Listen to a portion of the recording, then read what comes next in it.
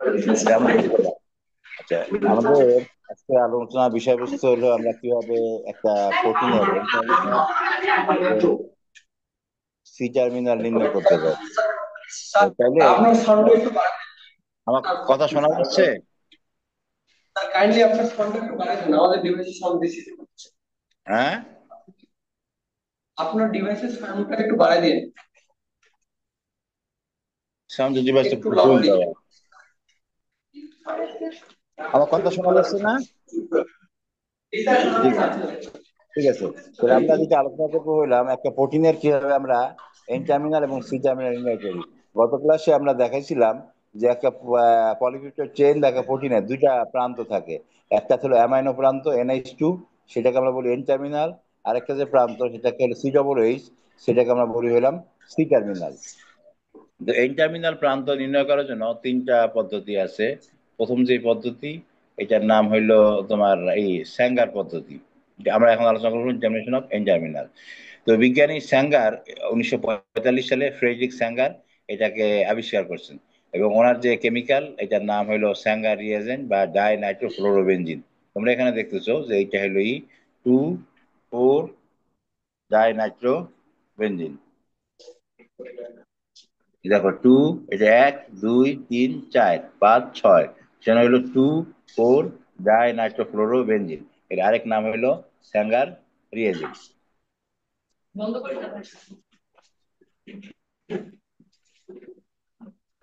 এই Sanger reagent যখন একটা পলিপেপটাইড চেনের এই যে NH2 এর মূলকের সঙ্গে যুক্ত হচ্ছে, এখানে কি H আর F চলে যাচ্ছে, চলে যাওয়ার পরে এইটা তখন যুক্ত হচ্ছে, তখন এটার নাম হলো জিএনপি। জিএনপি মানে হলো ডাইনাইট্রোফ্লোরোবেনজিন ডেরিভেটিভস অফ পেপটাইড। আর এর সঙ্গে হইলো 6 মোলার বা নর্মাল একই 6 নর্মাল HCl দিয়ে যখন আমরা হিট করব, তখন হচ্ছে কি প্রত্যেকটা অ্যামাইনো অ্যাসিড ব্রেকডাউন হয়ে যাবে। এবং প্রথম যে অ্যামাইনো অ্যাসিড এটা যুক্ত থাকবে এর সঙ্গে, এই জন্য এটার নাম হইলো 2,4 ডাইনাইট্রো ফিনাইল ডেরিভেটিভ। গত ক্লাসে তাদেরকে আমরা দেখাইছি। এখানে যদি আমরা করি কি বলে, ওই যে ক্রোমাটোগ্রাফি, এই ক্রোমাটোগ্রাফির মাধ্যমে আমরা কি করতে পারি, এই প্রথম যে টার্মিনালটা আমরা এটা নির্ণয় করতে পারি। যেখানে লেখা আছে this GNP amino acids are moderately stable under hydrolysis conditions that break peptide bond. The GNP amino acid can be recovered and then identify those amino acids can be discovered through chromatography. আমরা গত ক্লাসে দেখাচ্ছি যে কিভাবে আমরা thin layer ক্রোমাটোগ্রাফির মাধ্যমে আমরা শনাক্ত করতে পারি, কি শনাক্ত করতে পারি, কিভাবে আমরা এই টার্মিনাল নির্ণয় করতে পারি। এটা গত ক্লাসে দেখানো হয়েছে। একটা গেল। নেক্সট যেটা এজেন্ট আমরা দেখাবো এটা হলো এডম্যান ডেরিভেটিভস। তো স্যাঙ্গারি এজেন্টের মতন এটা আরেকটা কেমিক্যাল, এর নাম হলো ফিনাইল আইসো থায়োসায়ানাইড। এটা ফিনাইল মূলক, এর সঙ্গে যুক্ত হইলে আইসো থায়ো, যেহেতু এবার নাইট্রোজেন আছে থায়ো, আর কি বলতে সালফার আছে থাকা থায়ো, আর CN থাকার কারণে সায়ানাইড। তাহলে ফিনাইল আইসো থায়ো সায়ানাইড। এর সঙ্গে যখন যুক্ত হচ্ছে কি বলে, এই এডম্যান রিয়েজেন্ট যখন যুক্ত হচ্ছে, যুক্ত হওয়ার পরে কি হচ্ছে, এই যে দেখো এখানে HCN, এই এনটা তো এখানে চলে আসলো, এরপর এই NH এইটা এখানে যুক্ত হয়ে যাচ্ছে। সি, এই সিটা এসটা উপরে চলে যাচ্ছে, উপরে চলে গেলে এই হাইড্রোজেনটা এখান থেকে এখানে দেখে যুক্ত হচ্ছে। এই হাইড্রোজেনটা যুক্ত হওয়ার পরে এখানে যায় এটা যুক্ত হচ্ছে। হওয়ার পরে কি হচ্ছে, এই জায়গাটাতে ব্রেক ডাউন, যে তোমরা যেটা অনেক সময় আমি থাকতে পারলে ভালো হইতো, এই এই জায়গাটাতে ব্রেক ডাউন, অর্থাৎ এই অ্যামাইনো অ্যাসিড যেটা, এই অ্যামাইনো অ্যাসিড ব্রেক ডাউন। তোমরা যদি এটা খেয়াল করো, এই যে এই সংকেতটা এই এন এর সঙ্গে কি আছে, যে C++S, এই C++S, তারপরে এই NH, যে CHR, এই যে CHR, তারপর এই সিও, এটা তখন এটা আলাদা হয়ে যাচ্ছে। এবং এখানে আমরা মাইল্ড HCl দিই। মাইল্ড HCl দিলে কি হচ্ছে, আমরা দেখছিলাম যে 6 নর্মাল HCl যখন আমরা দিছিলাম একটু আগে, যখন আমরা দেখছিলাম সব কয়টা অ্যামাইনো অ্যাসিড ব্রেকডাউন হয়ে গেছিল। কিন্তু এইখানে শুধুমাত্র প্রথম অ্যামাইনো অ্যাসিড ব্রেকডাউন হয়, বাকি যে অ্যামাইনো অ্যাসিড গুলো সেটা ইনট্যাক্ট থাকে। তাহলে এতে সুবিধাটা কি, এটা পদ্ধতি হলো আমি যদি সিকোয়েন্স নির্ণয় করতে চাই, তাহলে আমাদের পক্ষে কি করা যাবে, সিকোয়েন্স নির্ণয় করা যাবে। মনে করো তোমাদের ক্লাসে আমি বললাম এই রোল নাম্বার 1, তোমরা সবাই বাইর হও, রোল নাম্বার 1কে আমি ধরি আর বাকি সবাইকে বাইর করে দিলাম, দিয়ে পরে এবার আবার সবাই ঢোকো, ঢোকার পর রোল নাম্বার 2কে বললাম যে তোমরা সবাই বাইর হও, রোল নাম্বার 2কে ধরলাম, এভাবে আমি আলাদা করলাম।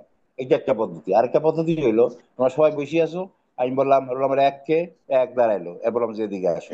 এবার বাকিরা বসে থাকো, রোল নাম্বার 2 কে আসো। তো কোনটা সহজ, আগেরটা না পরেরটা?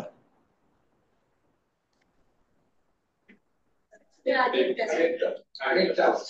আগেরটা কি হলো সহজ হয়? আগেরটা হলো সবাই বাইরে যাচ্ছে, আবার ভিতরে ঢুকতেছে। আর পরেরটা হলো সবাই বসে আছো, খালি আমি রোল নাম্বার 1 কে ডাকতেছি, আলাদা করে ফেললাম, রোল নাম্বার 2 কে ডাকতেছি। আর আগেরটা হলো সবাই যাচ্ছে, একবার বাইরে হচ্ছে, আবার ঢুকতেছে। পরেরটা হলো সহজ হবে। যার জন্য এই ইয়ের মাধ্যমে, স্যাঙ্গারের মাধ্যমে যেটা হলো ইন্টারমিডিয়েট নির্ণয় করা যায়, কিন্তু সিকুয়েন্স নির্ণয় করা খুব কঠিন। কারণ সমস্ত অ্যামাইনো অ্যাসিড গুলো কি হয়ে যায়, ব্রেক ডাউন হয়ে যায়। আর পরেরটাই সমস্ত অ্যামাইনো অ্যাসিড ব্রেক ডাউন হয় না, যেহেতু এটা মাইল্ড এইচসিএল, যার জন্য সমস্ত অ্যামাইনো অ্যাসিড ব্রেক ডাউন হয় না। যার জন্য এটার মাধ্যমে কি করা যায়, একটা পলিপেপটাইডের জন্য ছোট ইয়ের করা যায়, এই যে সিকুয়েন্স নির্ণয় করা যায়। এখানে লেখা আছে দেখো, Edman degradation developed by Per Edman. In this method, the amino terminal residue is labeled and clipped মানে ভাঙ্গা, from the peptide without disrupting the peptide bonds between other amino acids. Other amino acids গুলো breakdown হয় না। এটা তৈরি হয় কি, এই যৌগটার নাম হলো, কেমিক্যালটার নাম হলো phenyl isothiocyanate. It is reacted with an uncharged terminal amino group under mildly alkaline condition to form a cyclical phenyl carbamide derivatives. এই কেমিক্যালটার নাম, এই কেমিক্যালটার নাম কি, phenyl thiocarbamol derivatives. Then, under acidic condition, these derivatives of the terminal amino acid is clipped as thiolidine derivatives. তো এইটা ভাবে কি হচ্ছে, এটা তোমার ব্রেকডাউন হচ্ছে, এবং এটার নাম হলো এই যে, এবং এই যে যৌগটার নাম হলো phenyl thio hydantoin amino acid derivatives that can be identified by using chromatography or electrophoresis. তোমাদের গত ক্লাসে আমরা দেখাইছি কিভাবে ক্রোমাটোগ্রাফির মাধ্যমে এটাকে কি করা যায়, শনাক্ত করা যায়। তো this procedure can be repeated again to identify next amino acid. তার মানে আমরা একটা অ্যামাইনো অ্যাসিড করলাম, এরপরে আবার আরেকটা করলাম, এরপর আরেকটা, এভাবে আমরা কি করতে পারি, সিকোয়েন্স করতে পারি। তোমাদের পরীক্ষায় অনেক সময় প্রশ্ন আসে যে আমাদের যে কটা এন টার্মিনাল নির্ণয় করা যায়, এর মধ্যে সবচেয়ে ভালো পদ্ধতি কোনটা? উত্তর হলো ভালো পদ্ধতি হলো এডম্যান। কারণ কি? কারণ এডম্যানে সিকোয়েন্স নির্ণয় করা যায়। স্যাঙ্গারে শুধুমাত্র এন টার্মিনাল করা যায়, কিন্তু সিকোয়েন্স করা কঠিন, কারণ বাকি সমস্ত অ্যামাইনো অ্যাসিড ব্রেকডাউন হয়ে যায়। স্যাঙ্গার আসলে চাচ্ছিল এরকমই যে একটার পর একটা সে সিকোয়েন্স করবে, কিন্তু সে আসলে এটা পারে নাই। কিন্তু পরে, তারপরে বিজ্ঞানী এডম্যান এটা পারছে। এডম্যান কি করছে, যে সিকুয়েন্স, এই খালি এন্টারমিনাল না, এন্টারমিনাল পরে পরবর্তী সিকুয়েন্স পর্যন্ত নির্ণয় করা যায়। এবং repeat has been done up to 40 amino acid, 40টা অ্যামাইনো অ্যাসিড পর্যন্ত কি করা যায়, সিকুয়েন্স নির্ণয় করা যায়। এরপরে আরেকটা ইন্টারমিনাল আরেকটা পদ্ধতি হলো ড্যানসাইল ক্লোরাইড। এখানে এখানে দাগ হবে, এটা দাগ হবে, দাগে যে এরকম দাগ, এই দাগ এখানে পরে নাই, যাও। এই কেমিক্যালটার নাম হলো ড্যানসাইল ক্লোরাইড। এবং এইখানে যে অ্যামাইনো অ্যাসিড যদি হয়, তাহলে এই যে ড্যানসাইল ক্লোরাইড, এই যে SO2, এটা এর সঙ্গে যুক্ত হবে, এই অ্যামাইনো অ্যাসিডের H2 আর সিএল, সিএল আর H2 বের হয়ে যাবে। তাহলে SO2, এখানে এই যে এন, এই যে অ্যামাইনো অ্যাসিডের এন, সিএইচ, সি ডবল হয়েছে, আর বাকি আর চলে আসতেছে। তাহলে এন এইচ, এন এন এই এন এর সঙ্গে যুক্ত হলো। তাহলে এই যে সিএল আর এইচ মিলে কি হয়ে গেল, HCl। HCl আলাদা যোগ করা লাগছে না, HCl দেখো কি হয়ে গেল, তৈরি হয়ে গেল। তৈরি হয়ে গেলে এই যে আমরা দেখছিলাম যে HCl এর উপস্থিতিতে কি হচ্ছে, সমস্ত অ্যামাইনো অ্যাসিড ব্রেকডাউন হয়। তো তখন এই এটা এন টার্মিনাল বাদ দিয়ে বাকি সবগুলো ব্রেকডাউন হবে, এবং তখন আমরা এই এন টার্মিনালটা আগের মতন ওই ক্রোমাটোগ্রাফির মাধ্যমে আমরা এটা নির্ণয় করতে পারবো। তো এই পদ্ধতির যে সুবিধা হলো, এই পদ্ধতিতে 1 নম্বর হলো HCl যোগ করা লাগে না, এখানে HCl এমনি এমনি তৈরি হয়। তাতে যদি স্যাম্পলের পরিমাণ খুব কম থাকে, সেক্ষেত্রেও আমরা এই পদ্ধতিতে নির্ণয় করতে পারবো। আরেকটা আরেকটা সুবিধাটা কি, আরেকটা হলো যে আমাদের যেটা হচ্ছে ক্রোমাটোগ্রাফি, ক্রোমাটোগ্রাফি আসলে খালি চোখে দেখা যায় না। আমরা কি বলে, একটা যন্ত্রের মাধ্যমে এটাকে দেখি। তো এই যে যন্ত্রের মাধ্যমে দেখি যে এটা, এই যন্ত্রটার মাধ্যমে এখানে যে ড্যান্সার ক্লোরাইড দিলে অনেক উজ্জ্বল দেখা যায়, তাদের পরিমাণ খুব কম থাকলেও আমরা এটাকে দেখতে পারি। তাহলে আমরা তিনটা এনজাইমের জন্য তিনটা পদ্ধতি দেখলাম। একটা হলো স্যাঙ্গার রিয়েজেন্ট, আরেকটা হলো এডম্যান রিয়েজেন্ট, আরেকটা হলো জানসাইল ক্লোরাইড। এডম্যানের সুবিধা হলো এডম্যানের মাধ্যমে সিকুয়েন্স নির্ণয় করা যায়, এটা হলো সবচেয়ে ভালো। আর স্যাঙ্গারের হলো যে সর্বপ্রথম এই পদ্ধতিতে করা হয়েছিল। আর জানসাইল ক্লোরাইড হলো যদি পরিমাণ খুব কম থাকে, শুধু ইন্টারমিনাল করা যায়, সেক্ষেত্রে আমরা করতে পারি, এবং HCl যোগ করা লাগে না। এটা ফ্লোরোসেন্ট লাইটে এটা উজ্জ্বল দেখা যায়। এটা হলো জানসাইল ক্লোরাইড। তাহলে আমাদের এন টার্মিনাল নির্ণয় করা শেষ হয়ে গেল। এখন আমরা কি আলোচনা করব, কিভাবে আমরা সি টার্মিনাল নির্ণয় করতে পারি। যার জন্য সি টার্মিনাল দেখো, এই যে আমাদের আর এন সি ডাবল এইচ, আর এন, তারপর N-1, N-2, অর্থাৎ এভাবে আমাদের চলতেছে, তাই না? এই ক্ষেত্রে আমরা যে কেমিক্যাল যোগ করি, যে NH2 এটার নাম হইলো হাইড্রাজিন। এই হাইড্রাজিন আর এই রিয়াকশনের নাম হইলো আকাবরি রিয়াকশন। একবার তোমাদের পরীক্ষায় প্রশ্ন আসছিল যে তোমরা ই করো না, আকাবরি রিয়াকশন কাকে বলে? বলে বাদশাহ আকবর একবার রিয়াকশন আবিষ্কার করছে, তাকে আকবরি রিয়াকশন। এটা আকবরি না, এর নাম হলো আকা বরি রিয়াকশন। ঠিক আছে? তো এইটা হলো তোমার আমাদেরই, এটা হলো সি টার্মিনাল, এরপর আস্তে আস্তে চলতেছে অনেকগুলো, আর এটা হলো লাস্ট এন টার্মিনাল। তো এখানে যখন আমার দেওয়া হয় NH2 যখন দেওয়া হয়, এটা দিলে সে করে কি, এই প্রত্যেক এই জায়গাটা ব্রেকডাউন হয়। ব্রেকডাউন হইলে এমন আছে যে এই একটা হাইড্রোজেন কি হবে, একটা হাইড্রোজেন এখানে যুক্ত হয়ে যাবে, এই যুক্ত হয়ে লাস্টেরটা এই হাইড্রোজেন যুক্ত হবে।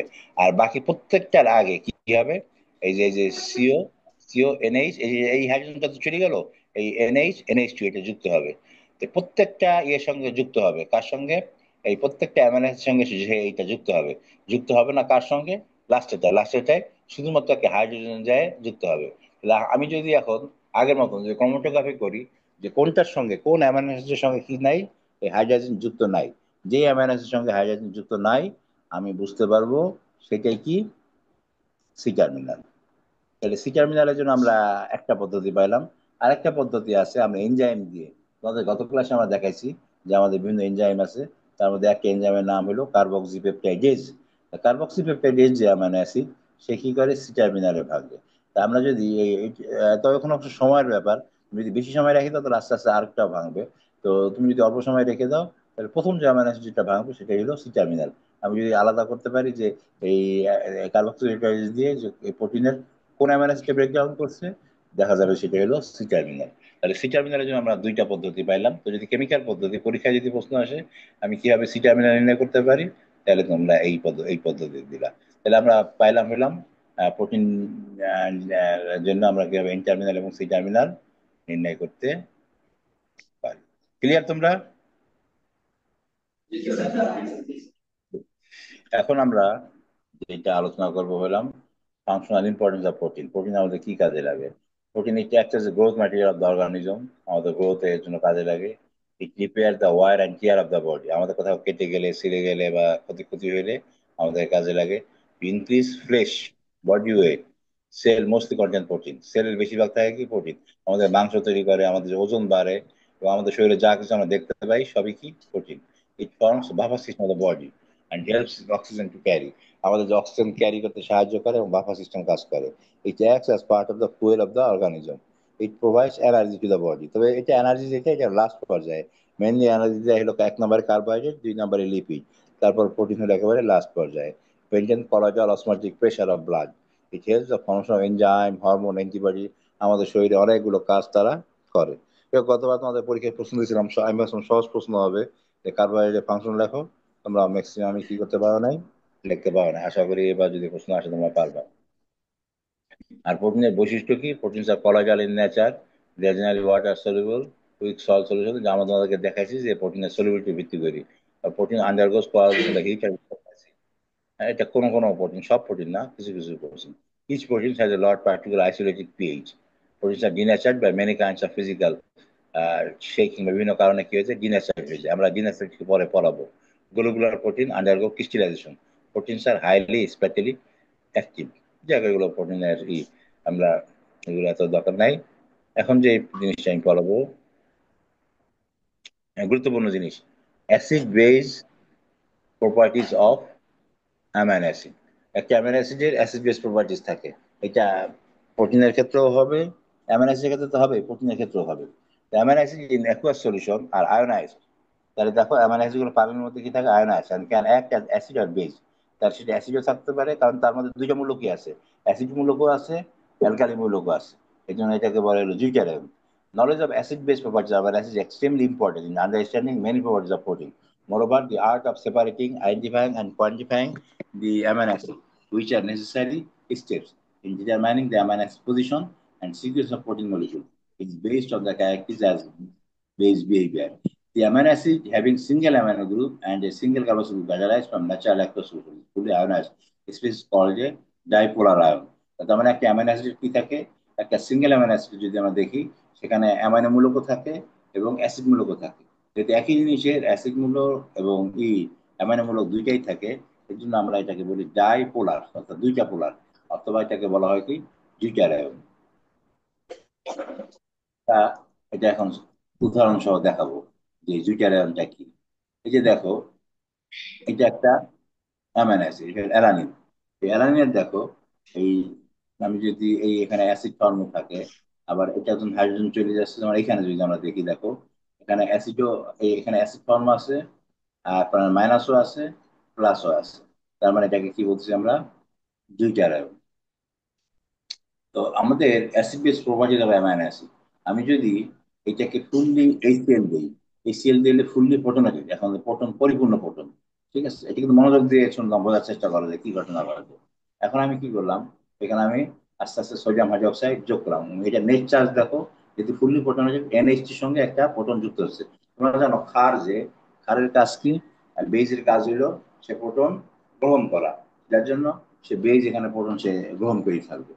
যখন ফুললি প্রোটন এইচসিএল, যখন আমি অনেক পিএইচ তখন লেস দ্যান টু তে যখন যাব, এই যে এরপরে যখন আমি আস্তে আস্তে পিএইচ বাড়াইতে থাকবো, সোডিয়াম হাইড্রোক্সাইড যোগ করতে থাকবো, তখন কি হবে, এই যেহেতু এই কাজ হলো প্রোটন গ্রহণ করা, সে প্রোটন দিতে যাবে না। আর অ্যাসিডের কাজকে প্রোটন দান করা, যার জন্য যখন সোডিয়াম হাইড্রোক্সাইড আসবে, সে প্রোটন দান করে দিবে। এখন দেখো, এটা নেট চার্জ কত, এটা -1, আর এটা +1, আমার নেট চার্জ হলো এটার 0। এরপরে আমি যদি আরো সোডিয়াম হাইড্রোক্সাইড যোগ করতে থাকি, তখন লাস্টে সে বাধ্য হবে তার ফলনটাকে দিয়ে দিতে। মনে করো এরকম উদাহরণ দিচ্ছি, যে একটা লোক চোর, সে খালি চুরি করে, লোকজন কাছ থেকে নেয়, কিন্তু এখন ডাকাত চলে আসছে, তখন দেখা যাবে যে চোরও তার সম্পদ দিয়ে দিবে। আবার ধরো ডাকাত আছে, কিন্তু পুলিশ চলে আসছে, পুলিশকে ভয় পেলে দেখা যাচ্ছে ডাকাত তখন তারিখও দিয়ে দেয়। তো এর কাজ হলো দাম করা, সেটা দিয়ে দেবে। তাই এখন দেখো আমরা দেখো, যে যখন ফুললি এইচসিএল দিয়ে দিলাম, ফুললি প্রোটনেটেড থাকলো, তখন এটার নেট চার্জ হলো +1।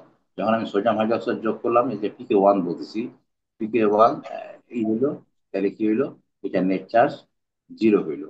0 হওয়ার পরে যখন আরো প্রোটন দেবো, তখন এটা নেট চার্জ হয়ে গেল কত, এখন খালি এটা -1, যে নেট চার্জ হলো -1। তাহলে আমরা তিনটা যৌগ পেলাম, এটা একটা নেট চার্জ 1, নেট চার্জ 0, আর নেট চার্জ 1। যেই পিএইচ এ, আইসোলিক পিএইচ কাকে বলে, যেই পিএইচ এ নেট চার্জ 0 থাকে, তাকে বলা হচ্ছে হইলো আইসোলেটিক পিএইচ। অ্যাসিডিক পিএইচ কিছু বৈশিষ্ট্য আছে, যে দেখো অ্যাসিডিক পিএইচ কাকে বলে। The acidic pH of an amino acid is that pH at which it has no net charge, মানে net charge 0 থাকে, and does not move in electric field. Electric ফিল্ডে তার কোনো মুভমেন্ট থাকে না। No net charge means net charge remain 0 is called isoelectric point. তো এই যে আইসোলেটিক পিএইচ এর চারটা বৈশিষ্ট্য থাকে। ঠিক আছে, যেমন আমরা মিল্কের পিএইচ হলো 7, কিন্তু মিল্কের যে প্রোটিন তা মিল্ক প্রোটিনের আইসোলেটিক পিএইচ হলো 4.7।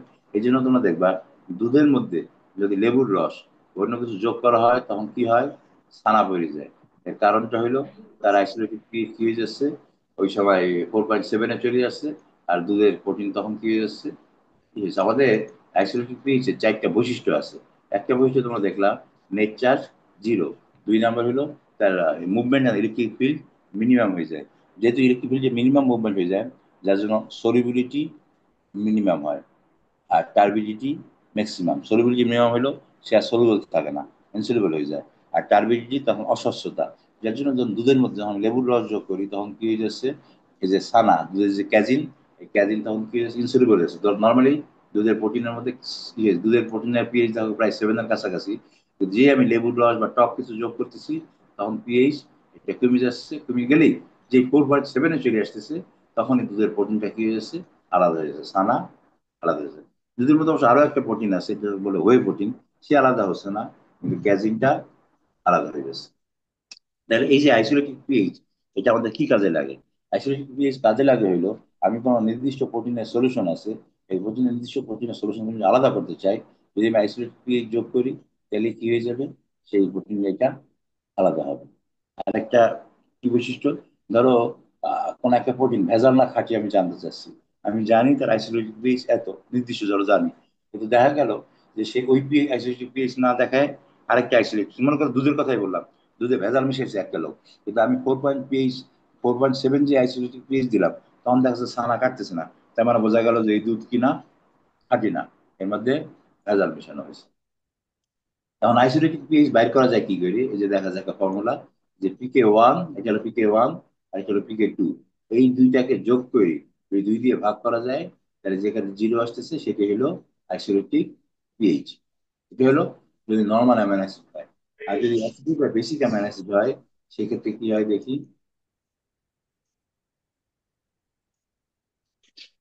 এটা একটা অ্যাসিডিক অ্যামাইনো অ্যাসিড। এখানে দেখো, এই যে এইটা হলো যে এই NH2 C+C+, এটা নেট চার্জ 1। যখন আমি সোডিয়াম হাইড্রোক্সাইড যোগ করতে থাকলাম, তখন এই ক্ষেত্রে দেখো এখন কি হয়ে গেল, সে প্রথমটা এখানে দুইটা অ্যাসিড থাকলো, এ হলো কাছের, এ হলো শক্তিশালী, এ তার অ্যামাইনো অ্যাসিডটা দিয়ে দিবে, এই প্রথম প্রথম ব্লকটা দিবে। এখন এটা কত হলো, নেট চার্জ 0 হইলো। এরপরে যখন আমি আবার আরেকটা যোগ করবো, তখন দেখা যাবে যে এখন সে কি করবে, এইটা দিবে, এটা হলো -1। যদি আরো 6টা ঘন্টা করি, তাহলে কি হবে, এই পেশাকে দিয়ে দিবে, তাইলে নেক্সট হলো -2। তাইলে হলো তোমাদের মনে রাখবা, তিনটা আছে, কিন্তু এই প্রথম দুইটা, যেটা হলো অ্যাসিটিক অ্যামাইনো অ্যাসিডের ক্ষেত্রে প্রথম দুইটার পিকের ভ্যালু এই 2 দিয়ে ভাগ করলে নেট চার্জ 0 পাওয়া যাবে, অ্যাসিডিক পিএইচ পাওয়া যাবে। তো থাকবেই দুইটা। তোমরা জানবা অ্যাসিডিক অ্যামাইনো অ্যাসিডের ক্ষেত্রে প্রথম দুইটার যোগফলকে 2 দিয়ে ভাগ করতে হবে, আর বেসিক অ্যামাইনো অ্যাসিডের ক্ষেত্রে পরের দুইটা। আমরা বেসিক অ্যামাইনো অ্যাসিড দেখি, আমরা উদাহরণ,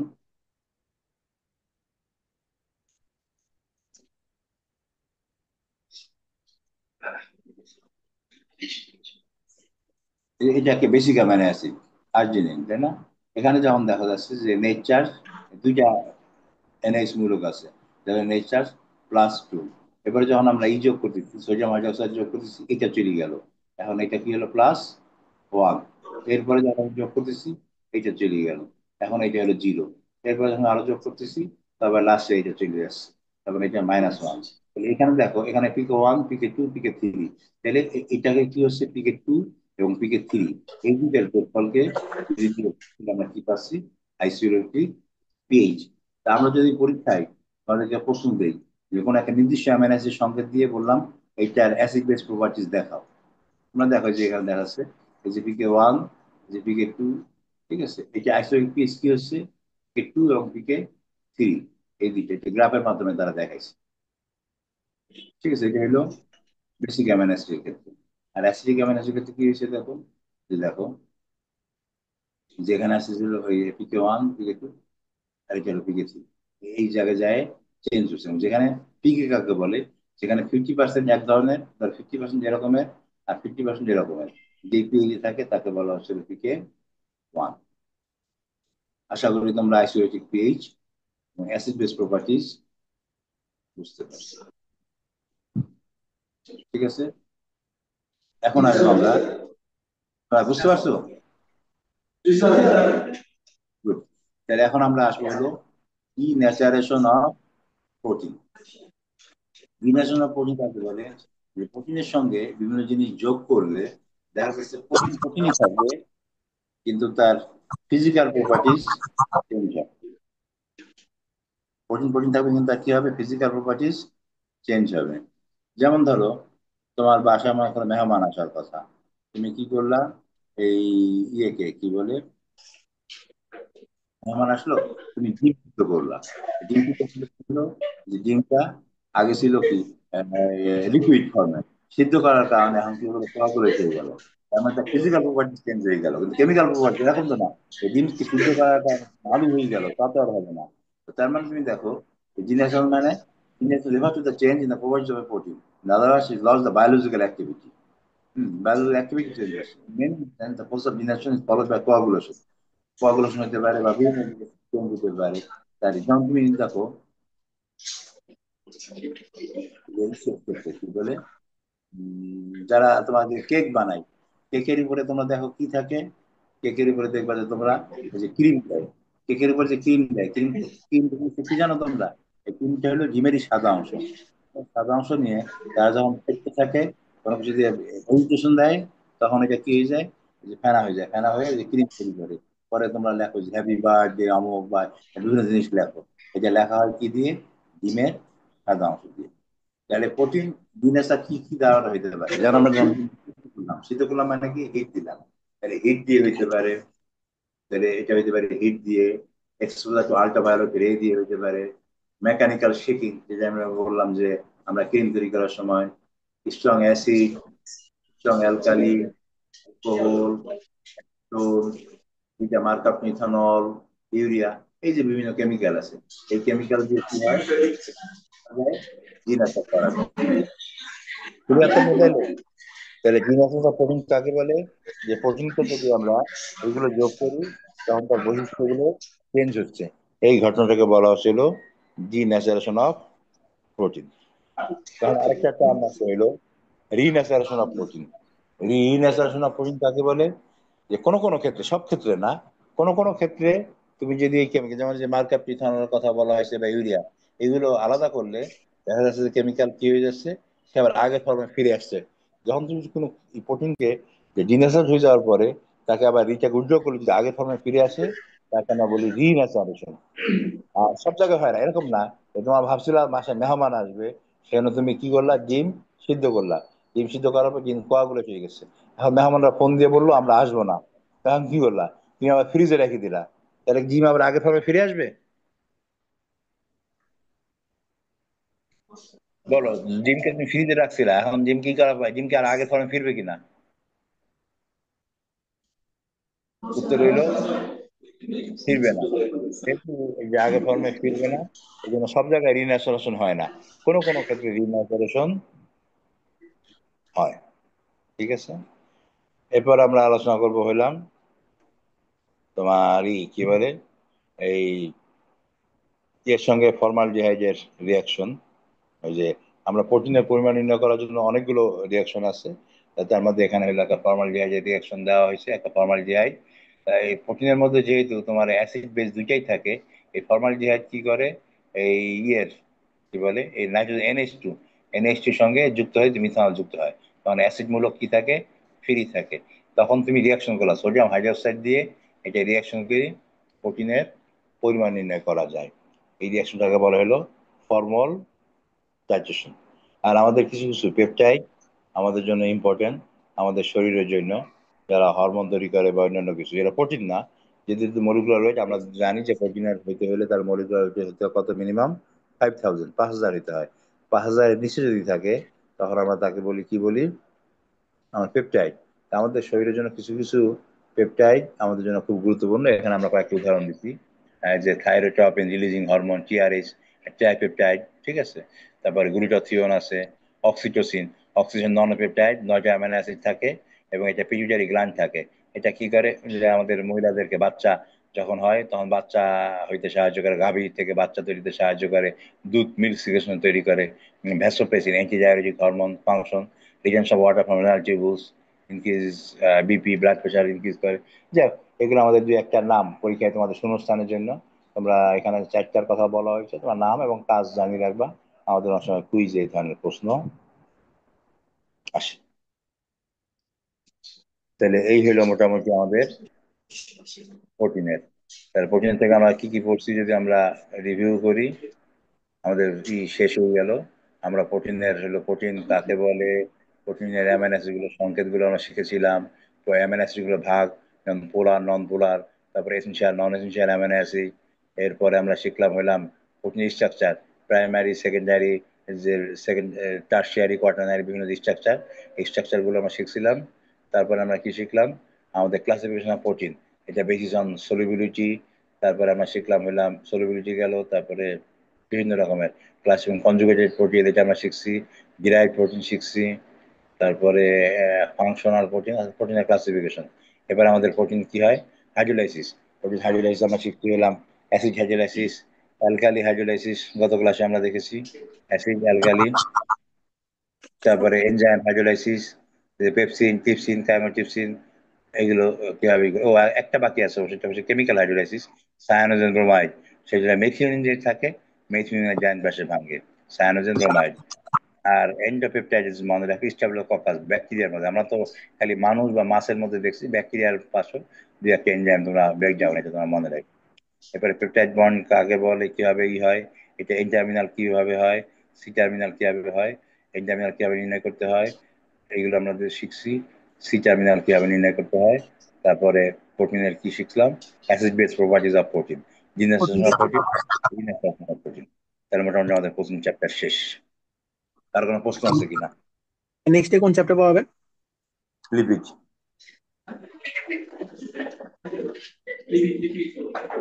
তারপরে শোনো, তোমাদের প্র্যাকটিক্যাল কি বার হয়? স্যার, রাশেদ স্যার ওই যে প্র্যাকটিক্যালের কথা বলছিলেন যে স্যার আপনার কোনো একটা স্টুডেন্ট নাকি আছে, উনি নাকি নিবে এরকম বলছিলেন আমার।